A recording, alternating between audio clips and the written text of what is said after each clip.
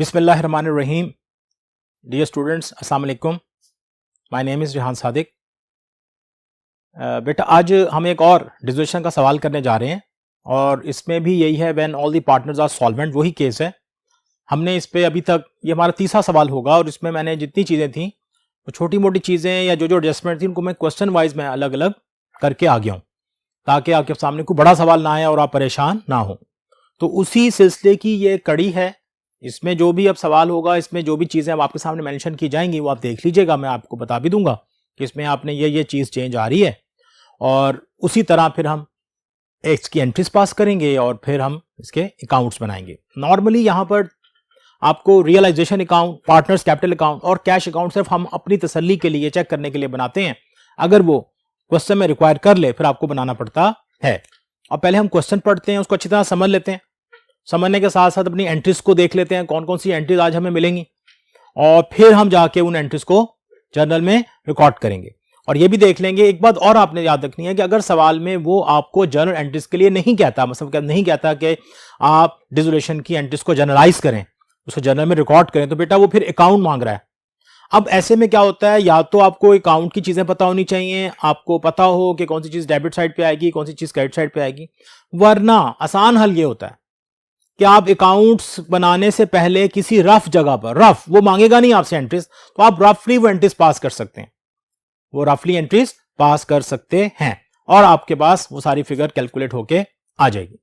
अब बेटा आप चलते हैं अपने क्वेश्चन की तरफ और वहां जाके हम देखते हैं कि इसमें अब क्या क्या लिखा हुआ है, क्या क्या चीजें हमें हैं, कितनी कैलकुलेशंस करनी है, क्या करना है, सब चीजें हम कैलकुलेट करेंगे, फिर एंट्रीज पास करेंगे, फिर इसके अकाउंट्स को फाइनलाइज करेंगे।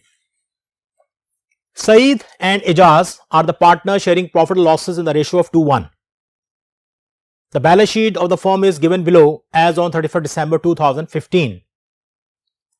पहले मैं लाइबिलिटी साइड पढ़ रहा हूं। लाइबिलिटीज एंड कैपिटल जो है यहां पर क्रेडिटर्स है आपके पास 15,000 रुपए का। रिजर्व, ये बेटा बात जो थी, ये बात मैंने आज इसमें ऐड की है कि रिजर्व आ जाए तो हमने इसको डिस्ट्रीब्यूट करना था। ये वो एंट्रीज हैं जो रिजर्व, जो रियलाइजेशन अकाउंट में तो नहीं जाती, लेकिन उसका रियलाइजेशन अकाउंट बनने के बाद हम उसे जरूर डिवाइड करते हैं। कैपिटल अकाउंट्स है, सईद का 22,000 है, एजाज का 28,000 है। Total side of the balance sheet जो है उसका जो टोटल आ रहा है वो 50,000 है कैपिटल का, और बाकी मिला के 75,000 आ जाएगा। एसेट साइड पे आप आ जाएं, कैश है आपके पास, डेटर है, स्टॉक है, फर्नीचर है और प्लांट एंड मशीनरी है। याद रखिएगा कैश के अलावा ये चार एसेट जो हैं ये ट्रांसफर किए जाएंगे कहां पर, रियलाइजेशन अकाउंट में। आप इसका टोटल चेक कर सकते हैं। इसका जो टोटल बनेगा 20,000 आपके पास डेटर है, 10,000 आपके पास स्टॉक है, फर्नीचर 4,000 का पड़ा हुआ है बेटा, और प्लांट एंड मशीनरी जो है वो 25,000 की है। तो 59,000 का आपका ये इनका जो टोटल आएगा वो कितना आएगा, 59,000 की चार एसेट जो है हम ट्रांसफर करेंगे एक्सेप्ट कैश। फिर देख लें, एसेट ट्रांसफर होंगे, एसेट जब ट्रांसफर होंगे तो कैश ट्रांसफर नहीं होगा। ये हमने पहले लिख लिया था कि एक्सेप्ट कुछ एसेट्स के नाम लिखे थे कि जिनको हमने ट्रांसफर नहीं करना होता, इनमें से ये कैश है जो ट्रांसफर नहीं होगा। और लायबिलिटी साइड पर आप क्रेडिटर्स को ट्रांसफर करेंगे, बाकी किसी चीज को ट्रांसफर नहीं करेंगे। कैपिटल अकाउंट भी ट्रांसफर नहीं होते थे, लोन भी ट्रांसफर नहीं होता था, पार्टनर्स लोन अकाउंट आपको याद होगा, और बाकी थर्ड पार्टी लायबिलिटीज हम ट्रांसफर कर देते थे। पहली दो एंट्रीज हमारे सामने बैलेंस शीट की पास होंगी। एंट्रीज जरा सुन लें, याद कर लें, जब मैं करूं तो आपको याद होनी चाहिए। एसेट जब आप ट्रांसफर करेंगे तो रियलाइजेशन अकाउंट डेबिट होगा, क्रेडिट करेंगे हम डेटर्स अकाउंट को 20,000 से, स्टॉक को 10,000 से, फर्नीचर को 4,000 से, प्लांट एंड मशीनरी को 25,000 से, और सबका एग्रीगेट मैंने भी किया था 59,000, उसके आगे टोटल के आगे हम लिख देंगे। ये पहली एंट्री पास होगी। इसी तरतीब से मैंने आपको पढ़ाया था। फिर हम लायबिलिटीज को ट्रांसफर करेंगे। लायबिलिटीज जब ट्रांसफर करेंगे तो सिर्फ हमारे पास क्रेडिटर्स हैं। क्या है बेटा, क्रेडिटर्स हैं, तो क्रेडिटर्स को ट्रांसफर करेंगे। क्रेडिटर्स याद रखिएगा क्रेडिट होता है जब से ट्रांसफर किया जाएगा तो ये डेबिट हो जाएंगे और रियलाइजेशन अकाउंट क्रेडिट हो जाएगा। अमाउंट यही आएगी बैलेंस शीट। जब आपने बैलेंस शीट से कोई चीज ट्रांसफर करनी है तो आप बैलेंस शीट वाली फिगर लेंगे। जब आपने एडजस्टमेंट से कोई चीज ट्रांसफर करनी है या किसी को देनी है या कुछ उसके करना है, उसे सेल करना है, तो फिर आप एडजस्टमेंट वाली फिगर से लेंगे। तो बच्चे ना कंफ्यूज ना हो। जब बैलेंस शीट की एंट्रीज मैंने इससे अलग कर दी क्योंकि वो फिगर वहीं पे रिकॉर्ड होंगी और जो एडजस्टमेंट्स आप पढ़ेंगे वो फिगर एडजस्टमेंट के साथ रिकॉर्ड होंगी। इससे जब मैंने आपको एंट्रीज कराई तो मैंने उसके दो हिस्से बनाए कि बैलेंस शीट में ये दो एंट्रीज मौजूद हैं और एडजस्टमेंट में ये बाकी चार एंट्रीज मौजूद हैं, ये 6 एंट्रीज मौजूद हैं, वो बाकी एडजस्टमेंट के साथ थी। तो एडजस्टमेंट्स और बैलेंस शीट की एंट्रीज को आपने अलग रखना है उनके अमाउंट की वजह से। अब एडजस्टमेंट चलते हैं। The firm are dissolve on the following terms, firm को हमने डिसॉल्व कर दिया। सही took over the plant and machinery and the furniture at 10% less from their book value, उन दोनों की बुक वैल्यू से 10% लेस पे वो लेके जा रहा है। अब ये चीज आपके लिए बुक वैल्यू जो है ये पुरानी टर्म है, बेटा एप्रिसिएशन में कई दफा पड़ी होगी। इसका मतलब ये है कि फर्नीचर का 10% लेंगे तो 400 आएगा, माइनस करेंगे 3600, और प्लांट एंड मशीनरी का जब आप 10% लेंगे 22,500 आएगा, माइनस करेंगे 22,500 हो जाएगा। इसका मतलब है ये दोनों वैल्यूज हम मिलाकर हम भेजेंगे, उसे ट्रांसफर करेंगे ये दो एसेट्स। और जब एसेट ट्रांसफर करते थे, अब याद करें, पहली एंट्री हो गई बैलेंस शीट देख के, दूसरी एंट्री बैलेंस शीट हुई, तीसरी एंट्री थी if any asset taken by a partner, हमें मिल गई। इसका मतलब तीसरी एंट्री यहां पे रिकॉर्ड की जाएगी जब कोई पार्टनर एसेट टेक ओवर करेगा तो पार्टनर्स कैपिटल अकाउंट डेबिट और रियलाइजेशन अकाउंट क्रेडिट। क्यों बेटा? क्योंकि वो सारे रियलाइजेशन में पहले से हमने रिकॉर्ड किए हुए हैं, उनको अलग से नाम नहीं लिखेंगे। उसके बाद एसेट रियलाइज, जो बाकी जो एसेट्स थे वो हमने बेच दिए। डेटर बिका जी, उसके जो पैसे मिले 18,500 और स्टॉक के हमें मिले 15,000। इसके बाद creditors were settled at the discount of 5%, इसका मतलब है 5% लेस पे आपने पेमेंट की। क्रेडिटर कितने थे आपके पास? वो थे 15,000, इसका 5% लेंगे आप, इसमें से माइनस कर देंगे, बाकी फिगर जो है वो आप इसमें पे करेंगे। इसी तरह डिसोल्यूशन एक्सपेंसेस जो है वो 1,500 के हैं जो आप इसे पे करेंगे। रिक्वायर्ड है हमारे पास realisation account and partners capital account. देखिए ये दो ही चीजें उसने दे दी, इसका मतलब है अंडरस्टूड है। अब अगर आप एंट्रीज करेंगे तो रफ में होगी, लेकिन मैं इस वक्त आपके लिए वो एंट्रीज नीट करके, ताकि आपको जरा अच्छी तरह समझ में आ जाए, वो आपको एंट्रीज करके दिखा रहा हूं। अदरवाइज ये एंट्रीज जो थी ये यहां पे रिक्वायर्ड नहीं थी, यानी कि इसके नंबर भी नहीं आएंगे। आपने क्या करना था, अकाउंट्स डायरेक्ट बनाने थे और अकाउंट्स बनाकर उसको प्रेजेंट करना था। अब वो बच्चे जो डायरेक्ट अकाउंट नहीं बना सकते वो क्या कर सकते हैं, मैंने अभी बताया, वो रफ में जाके कहीं एंट्रीज उसी तरह ही तरतीब से बना लें। रफ बनाएंगे इसका मतलब है उसमें आप कटिंग भी करें, कुछ भी करें, तो कोई आपको कुछ नहीं कहेगा। लेकिन जब आप जनरलाइज कर रहे होते हैं प्रॉपरली, फिर वहां पे ओवरराइटिंग करना, कटिंग करना वो मायूब समझा जाता है, उसके नंबर डिडक्ट हो जाते हैं। ये बेटा आपके पास सवाल है, एक दफा सवाल को अच्छी तरह देख लें कि हमारे पास 4 एसेट्स हैं जिनको हमने ट्रांसफर करना है, एक लायबिलिटीज है। उसके बाद 2 एसेट जो है वो सही टेक ओवर करके लेके जा रहा है 10% less from their book value. उसके बाद जो एसेट बिक गए वो डेटर्स थे और स्टॉक की वैल्यू हमें मिल गई। क्रेडिटर्स हमने 5% लेस पे किया। जब ये एंट्रीज आपके सामने आए तो आपको याद रहना चाहिए, क्योंकि ज़ाहिर है जब मैं बोर्ड स्विच करूंगा तो फिर ये क्वेश्चन आपके साथ नहीं रहता। इसलिए आपको बेहतर यही होता है कि आप इस क्वेश्चन को साथ साथ नोट कर लिया करें, देख लिया करें, और फिर आप जाके इसके सोल्यूशन की तरफ जाएं तो आपको समझ में आ जाएगा जी सवाल कहां लिखा हुआ है। आपकी किताब में जो सवाल है एक्चुअली उसका जो साइज है वो यहां पे कवर करना मुश्किल होगा, फिर वो इतना बड़ा हो जाता है बाज दफा, तो आप बच्चे अक्सर परेशान हो जाते हैं। तो हमने क्या किया, उसके ही सवाल बना के वहीं से डाटा लेके उसके सवालों की, यानी कि जो एडजस्टमेंट्स थी उनको तरतीब दे के हमने इसके सवाल बना लिए। यानी कि आपके पास जब 3 सवाल ये रिजोल्यूशन के आएंगे, इसमें बहुत सारा मटेरियल अवेलेबल हो जाएगा। तो ये 3 सवाल करने के बाद अगर आप अपनी किताब में जाके when all the partners are solvent के सवाल करते हैं, उसकी इलस्ट्रेशन करते हैं, तो आपको कोई प्रॉब्लम नहीं होगा। तो आए चलते हैं बेटा इसके नेक्स्ट बोर्ड पर और वहां जाके देखते हैं इसकी एंट्रीज कैसे जनरलाइज की जाएंगी। ले बेटा ये जर्नल का फॉर्मेट है, डेट है, पर्टिकुलर्स है, डेबिट क्रेडिट अमाउंट। अब हमने एंट्रीज को उसी तरतीब से रिकॉर्ड करना है जिस तरतीब से आपने पढ़ा हुआ है, ताकि आपको याद रहे कि हमने किस तरह की एंट्रीज को रिकॉर्ड किया था। पहले एंट्री किसकी थी, पहले हम किसकी एंट्री पास करते थे, हम एसेट्स को ट्रांसफर करने की एंट्री पास करते थे। मीन पहले बैलेंस शीट से एंट्रीज पास करेंगे, तो पहली 2 एंट्रीज जो होंगी उसका ताल्लुक किससे होगा, बैलेंस शीट से होगा। लीजिए अब मैं एंट्रीज को रिकॉर्ड करने जा रहा हूं from the balance sheet point of view, तो आप उसे देख लीजिएगा कि एंट्रीज किस तरह रिकॉर्ड की जाएंगी। सबसे पहले आपने एसेट्स को ट्रांसफर करना है रियलाइजेशन में। तो बेटा रियलाइजेशन अकाउंट डेबिट हो जाएगा। अब जिन जिन एसेट्स को आप ट्रांसफर कर रहे हैं उनमें एक डेटर्स था,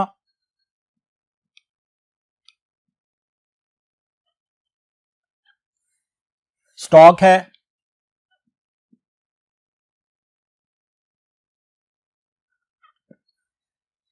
फर्नीचर है,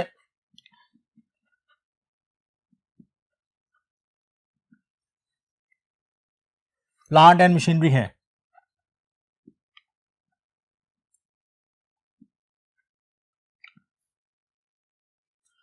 डेटर्स की जो वैल्यू थी वो 20,000 है, स्टॉक की जो वैल्यू है वो 10,000 है, फर्नीचर 4,000 से था, प्लांट एंड मशीनरी जो है वो 25,000 से थी और इसका जो टोटल था वो था 59,000।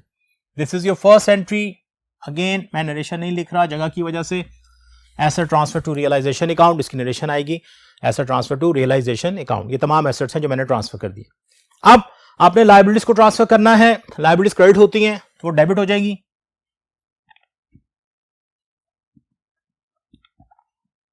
तो creditors account debit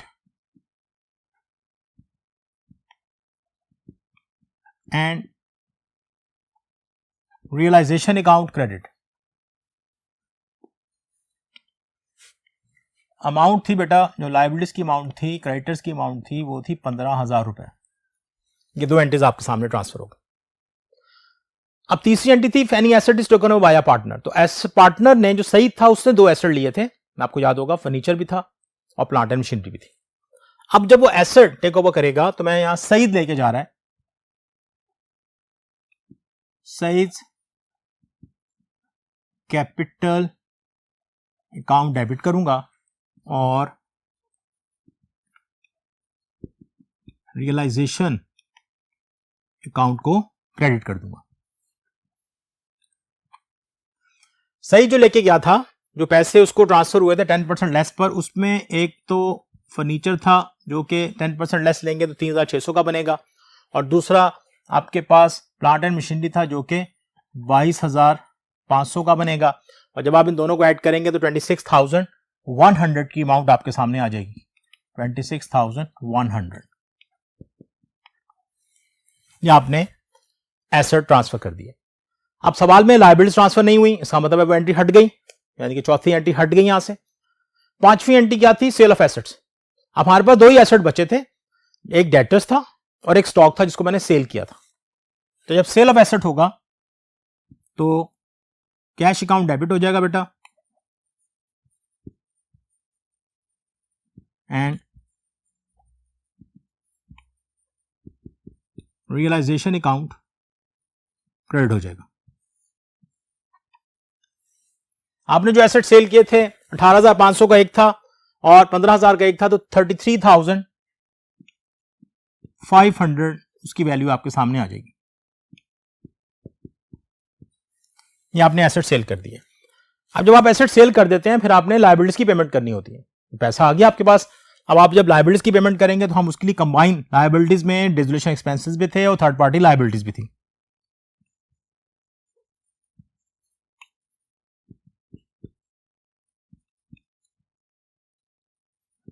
realisation account आप डेबिट करोगे और कैश अकाउंट को आप क्रेडिट करोगे। जब आप लायबिलिटी की सारी पेमेंट करोगे, अमाउंट उसकी आएगी 15,750, जिसमें आपके पास, आपको याद होगा कि आपके पास क्रेडिटर 5% लेस थे, वो अमाउंट बनेगी 14,250 और 1,500 उसमें अगर आप ऐड करें जो आपके एक्सपेंसेस थे डिसोल्यूशन के, तो ये अमाउंट आ जाएगी 15,750। ले जी, यहां तक आपने जो एंट्रीज पास कर ली हैं, एक दफा इसको व्यू कर लें। एसेट ट्रांसफर हो गए। एंट्रीज को आपको गिनना बहुत जरूरी होता है क्योंकि उससे आपको आइडिया हो जाएगा कि 6 एंट्रीज कवर हो गई, चाहे उन 6 एंट्रीज में से हमने कितनी रिकॉर्ड की हैं। 6 एंट्रीज के बाद 7वीं जो एंट्री है वो रियलाइजेशन अकाउंट से, इसलिए इसके लिए इनका पता होना बहुत जरूरी है। पहली एंट्री एसेट ट्रांसफर हो गई जी। लायबिलिटीज ट्रांसफर हो गई, बिल्कुल हो गई। एसेट टेक ओवर हुआ, हाँ जी हुआ। लायबिलिटीज टेक ओवर हुई नहीं, इसका तो चौथी एंट्री नहीं हुई, लेकिन हमारे अकाउंट में आ गई ना कि चौथा प्रोसेस गुजर गया। सेल ऑफ एसेट हो गए। पेमेंट ऑफ लायबिलिटीज हो गई। ले जी, जब पेमेंट ऑफ लायबिलिटीज हो जाए, 6 एंट्रीज हो जाए, आपने याद रखना है, आपके पास एक स्टेज है। छठी एंट्री के बाद आप बनाएंगे रियलाइजेशन अकाउंट और वहां जाके हम चेक करेंगे नफा या नुकसान, और फिर उसकी एंट्री पास करेंगे और फिर हम दोबारा जाके उनके कैपिटल अकाउंट्स बनाएंगे और उसे फाइनलाइज कर देंगे। ले जी, अब चलते हैं दोबारा इसके तीसरे बोर्ड पर और वहां जाके हम बनाते हैं इसका एक रियलाइजेशन अकाउंट और देखते हैं उस अकाउंट में प्रॉफिट आ रहा है कि लॉस आ रहा है।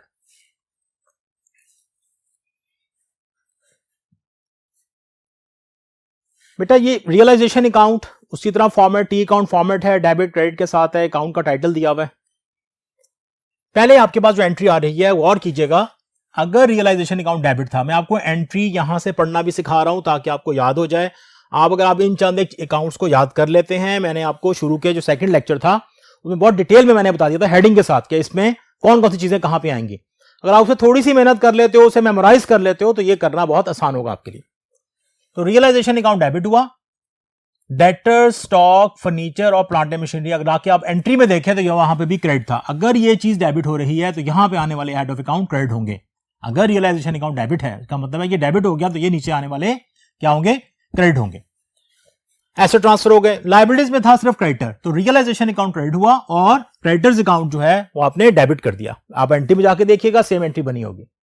इसी तरह एसेट्स हमने ट्रांसफर करवाए, ये मैंने यहां पे फिगर लिख दी आपकी आसानी के लिए। ये 10% लेस है, फर्नीचर की वैल्यू है 4000 का फर्नीचर था, 10% लेंगे 400 आएगा, माइनस करेंगे 3600 आ जाएगा। इसी तरह 25000 का आपके पास प्लांट था, प्लांट एंड मशीनरी, उसका आपने 10% लिया तो 2500 बनेगा, माइनस किया तो 22500 आ गया। इन दोनों को ऐड किया तो फिगर आई ये। एंट्री देख लीजिएगा कि अगर रियलाइजेशन अकाउंट क्रेडिट हो रहा है तो हमने सईद के कैपिटल अकाउंट को डेबिट किया था। ये एंट्री का प्रूफ भी मिल जाएगा कि आपने एंट्री ठीक पास की है। इसी तरह हमने ये क्या किया, एसेट ट्रांसफर कर दिया। अब लायबिलिटीज ट्रांसफर नहीं हुई, इसके बाद हमने सेल ऑफ एसेट किया। जब सेल ऑफ एसेट किया तो रियलाइजेशन अकाउंट क्रेडिट हुआ, एसेट डेबिट हुआ। ये डेटर्स की वैल्यू थी बेटा, ये आपके पास स्टॉक की वैल्यू थी। हमें पता चल गया टोटल वैल्यू कितनी आ गई, 33,500। तो एंट्री देख सकते हैं आप, रियलाइजेशन अकाउंट क्रेडिट है और कैश अकाउंट डेबिट है, क्योंकि आपने सेल किया था तो कैश डेबिट हुआ था, रियलाइजेशन अकाउंट क्रेडिट हुआ था। इसके बाद हमने लायबिलिटीज की पेमेंट की। आपको याद होगा कि लायबिलिटीज में क्रेडिटर को 5% लेस था। अगर आप 15,000 का 5% लेके उसमें से माइनस करोगे बेटा तो अमाउंट आएगी 14,250 और 1500 के आपके डिस्ट्रीब्यूशन एक्सपेंसेस थे, दोनों को आपने ऐड किया तो 15,750। अब जब हमने देखा तो हमें यहां पर इसकी डेबिट साइड का टोटल ज्यादा महसूस हुआ। डेबिट साइड का टोटल आ रहा था वो आ रहा था 74,750। हमने उसको यहां लिखा, यहां से माइनस किया, डिफरेंस आया 150 का। आपने 2 सवाल शुरू में किए थे, यानी कि 2 लेक्चर जो पहले गुजरे हैं उनमें आपने 2 सवाल किए थे, दोनों में प्रॉफिट था। तो मैंने इसमें क्या किया, इसमें लॉस क्रिएट कर दिया ताकि आपको पता चल जाए लॉस भी आ जाए तो किस तरह रिकॉर्ड किया जाएगा। जब प्रॉफिट आता था तो रियलाइजेशन अकाउंट की डेबिट साइड पर रिकॉर्ड होता था, और जब लॉस आएगा तो रियलाइजेशन अकाउंट की क्रेडिट साइड पे रिकॉर्ड करेंगे। देखिए 150 का लॉस आया, 2:1 की रेशो थी। सईद के हिस्से में 100 रुपीज आए और इजाज के हिस्से में 50 रुपीज आए। ये था आपके पास रियलाइजेशन अकाउंट। और रियलाइजेशन अकाउंट के साथ आपने क्या बनाया, उसके एंट्री देख ली आपने, उसके प्रॉफिट और लॉस को डिस्ट्रीब्यूट कर दिया। अब हम चलते हैं बेटा दोबारा बोर्ड नंबर 2 पर, और वहां जाके इसकी बाकी जो एंट्रीज रह गई हैं हम उसको रिकॉर्ड करते हैं। तो आइए चलें बोर्ड नंबर 2 पर।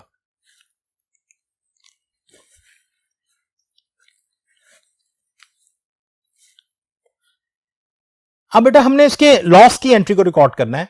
अब जाहिर है जब लॉस हो जाए तो याद रखा करें कैपिटल अकाउंट कम हो जाएंगे, जब प्रॉफिट होता है तो कैपिटल अकाउंट बढ़ जाते हैं। अब लॉस हुआ तो मैं एंट्री क्या पास कर रहा हूं, सईद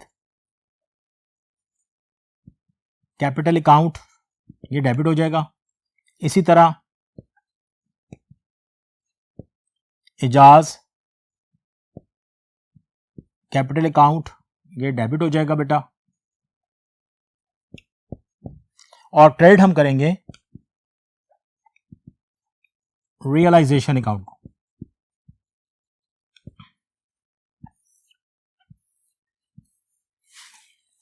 अब एक का जो लॉस था 100 था, उसके बाद 50 और ये आपने एंट्री पास कर दी। ले जी 7 एंट्रीज आपके सामने आ गई।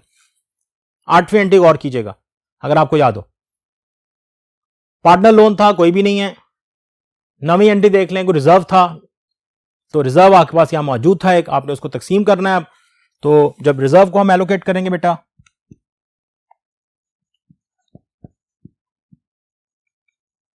रिजर्व्स अकाउंट डेबिट हो जाएगा।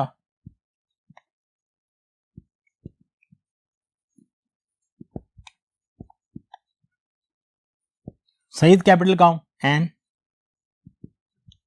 इजाज कैपिटल अकाउंट्स क्रेडिट हो जाएंगे। अब रिजर्व जाहिर है उसी रेशो से जाएगा, 2:1 की रेशो थी। आपके पास टोटल अमाउंट जो रिजर्व की थी बेटा वो 10,000 थी। तो सईद के हिस्से में 6,667 और इसके हिस्से में 3, 3, 3 एंड 3। ले जी, ये यहां तक हम एंट्रीज तक पहुंच गए। अब क्या करना है भाई, अब आ रहेगी 10वीं एंट्री। 10वीं एंट्री कैसे पास करते थे, उसके लिए हमें बनाने पड़ते थे बेटा कैपिटल अकाउंट्स। अब पहले हमें जाके कैपिटल अकाउंट बनाना पड़ेगा, फिर देखना है किसको कितने पैसे देने हैं, ये हम उसकी एंट्री पास करेंगे। तो इसके लिए दोबारा हम चलते हैं बेटा बोर्ड नंबर 3 पर, और वहां जाके हम देखते हैं कि हमने कैपिटल अकाउंट की पोस्टिंग के बाद किसको कितने पैसे देने हैं। तो आइए चलें बोर्ड नंबर 3 पर।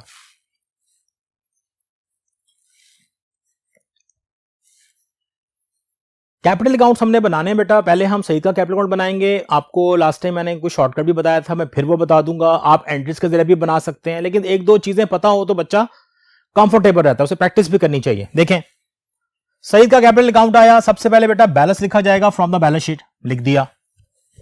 इसके बाद आपने इसको एक रिजर्व दिया था, हमने इसको तकसीम किया 6,667 से। उसके बाद आपके पास इसके पास जो आपने इसको एसेट ट्रांसफर किए थे उसके पैसे लिख दिए, इसको डेबिट कर दिया। उसके बाद बेटा ये लॉस था 100 का, वो यहां पे रिकॉर्ड कर दिया गया। अब जब मैंने इस अकाउंट को बैलेंस किया तो इसकी क्रेडिट साइड का टोटल आया 28,667, उसमें से और क्रेडिट वो मैंने टोटल आपके डेबिट साइड पे भी लिखा, और जब इसको माइनस किया तो इसका जो कैश बना वो बना 2467। वजह यह है कि भाई हमने इसे कुछ एसेट तो दे दिए, भाई देखे ना, उसे पेमेंट करनी थी, वो उस पेमेंट के जरिए कुछ एसेट्स पहले ले जा चुका है, तो बाकी हमने सिर्फ उसको क्या दे रहे हैं, बेसिकली कैश दे रहे हैं। इसलिए इसका कैश कितना बनेगा 2467। दूसरे में जाके देखिएगा जी, दूसरा कैपिटल अकाउंट है एजाज का कैपिटल अकाउंट। अब एजाज का जो कैपिटल अकाउंट है ये भी बड़ी आसानी से आप देख सकते हैं। इसका आपने सबसे पहले वही ओपनिंग बैलेंस लिखा, कहां से बेटा, बैलेंस शीट से लिखा। उसके बाद आपने इसे जनरल रिजर्व के पैसे ट्रांसफर किए जो इसके अकाउंट में थे, 3,333 ट्रांसफर कर दिए। इसका जो लॉस था 50 था। अब हमने इसे कोई एसेट नहीं दिया था, इसलिए इसके पैसे आपको ज्यादा नजर आ रहे होंगे, 31,283, ये हमने इसको कैश दिया। अब यहां देख लें कि जब मैं पहले दूसरे बोर्ड पे जाके जब एंट्रीज पास करूंगा तो एंट्रीज जरा देख लें आप। सईद डेबिट है, कैश क्रेडिट है, एजाज डेबिट है और कैश क्रेडिट है। एजाज अगर आप डेबिट कर रहे हैं और कैश क्या होगा, यहां पर क्रेडिट हो जाएगा। Saeed debit, cash credit, Ejaz debit, cash credit. ये जब आप एंट्रीज को रिकॉर्ड करेंगे तो हम इसकी एक कंपाउंड एंट्री बनाते हैं बेटा, क्योंकि कैश कॉमन आ रहा है तो उसको एक दफा ही रिकॉर्ड किया जाता है। इसी के साथ साथ आप देख लें, हम इसको एंड भी देख लेते हैं इसका। ये है कैश अकाउंट, ये क्वेश्चन में हमसे मांगा नहीं था। ये है बेटा कैश का बैलेंस जो आपको बैलेंस शीट से मिलेगा। अब आप देखें ये वो अमाउंट है, ये अक्सर मैं आपको यूं दिखा रहा होता हूं, ये क्रॉस, ये अमाउंट इधर आ गई और यहां से ये वाली अमाउंट इधर आ गई, और ये जो अमाउंट्स हैं सारी ये वाली, ये दो इधर आ गई। और जब आपने इसको टैली किया तो ये कैश अकाउंट मैच था, इसका मतलब है आपने जितने पैसे लिए उसकी आपने डिस्ट्रीब्यूशन प्रॉपर कर दी, कोई पैसा बचा नहीं। तो जब अगर इस अकाउंट का बैलेंस बचेगा, इसका मतलब है आपसे सवाल में कहीं गलती हुई भी है, उसे जाके करेक्ट करें। अब चलते हैं बेटा बोर्ड नंबर 2 पर और इस क्वेश्चन को फाइनलाइज करते हैं, इसकी एंट्री पास करते हैं और इसको खत्म करते हैं, ताकि आपको पता चले कि सवाल की पूरी लेंथ क्या थी। तो आए चलें बोर्ड नंबर 2 पर।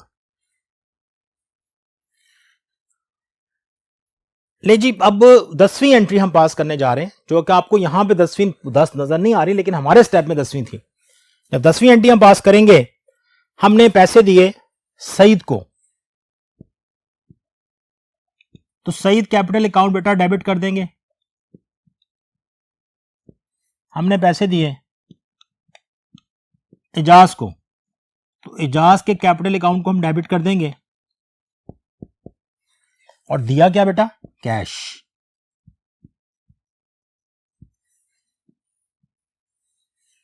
अब आपको याद होगा सईद को जो पैसे दिए थे वो थोड़े पैसे थे, जरा 2467 थे, और जो हमने एजाज को पैसे दिए थे वो 31,283 थे। और जब आप इन दोनों का सम करोगे तो आपके पास अमाउंट आ जाएगी 2467 प्लस 31,283 33,750।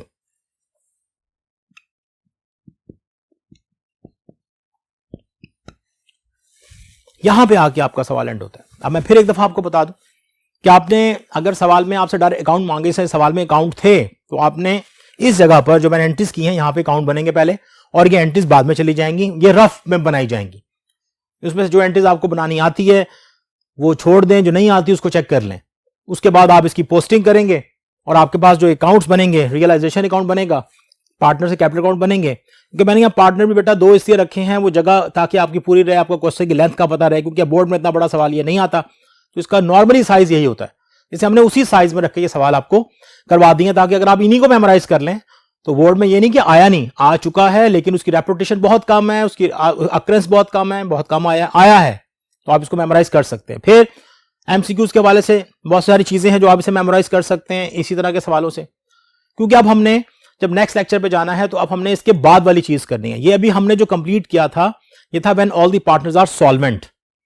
अब जब हम अगली चीज पढ़ेंगे बेटा वो आएगी when one partner is insolvent. तो अब हम अगले लेक्चर में इंशाल्लाह मुलाकात होगी अगले केस के साथ। तो तब तक के लिए इजाजत दीजिएगा, अपना बहुत सारा ख्याल रखिएगा। अल्लाह हाफिज।